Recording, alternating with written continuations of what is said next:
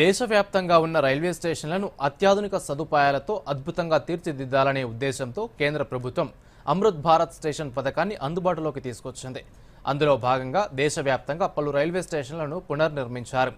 ఈ సందర్భంగా దక్షిణ మధ్య రైల్వే ముఖ్య ప్రజా సంబంధాల అధికారి శ్రీధర్ మాట్లాడుతూ అమృత్ భారత్ స్టేషన్ పథకం కింద 103 రైల్వే స్టేషన్లు ప్రారంభానికి సిద్ధంగా ఉన్నాయని తెలిపారు. ఈ స్టేషన్లను రేపు ప్రధానమంత్రి నరేంద్ర మోదీ ప్రారంభించనున్నారని తెలిపారు. దేశవ్యాప్తంగా 1300కు పైగా స్టేషన్ల అభివృద్ధికి ₹1,00,000 కోట్ల ఖర్చు చేస్తున్నారని తెలిపారు. మరోవైపు ప్రయాణికులు ఈ మార్పులపై సంతోషం వ్యక్తం చేస్తున్నారు. గతంలో రైల్వే స్టేషన్లలో అరకొర వసతులు ఉండేవని, ఇప్పుడు సమూల మార్పులు వస్తున్నాయని తెలిపారు.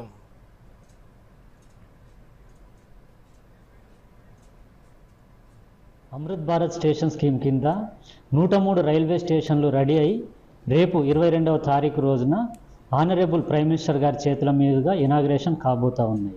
తెలంగాణకు సంబంధించి బేగంపేట్, కరీంనగర్, వరంగల్ ఈ 3 రైల్వే స్టేషన్స్ కూడా పూర్తిగా సన్నద్ధమై రేపు గౌరవ ప్రధానమంత్రి గారి చేతుల మీదుగా ప్రారంభోత్సవానికి సిద్ధంగా ఉన్నాయి.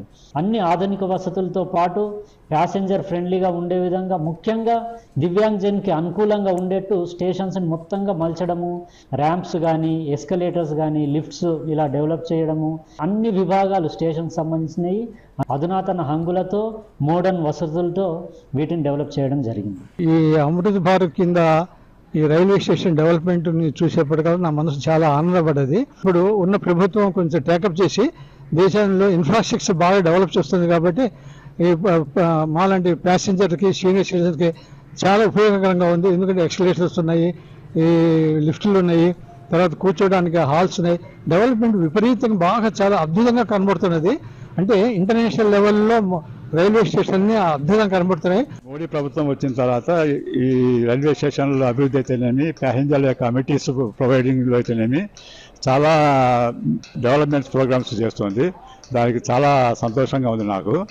ప్యాసింజర్స్ యొక్క సేఫ్టీనే మా ముఖ్యంగా దృష్టిలో పెట్టుకొని ప్రభుత్వం ఈ సదుపాయాలు చేస్తుందంటే చాలా అభినందనీయము.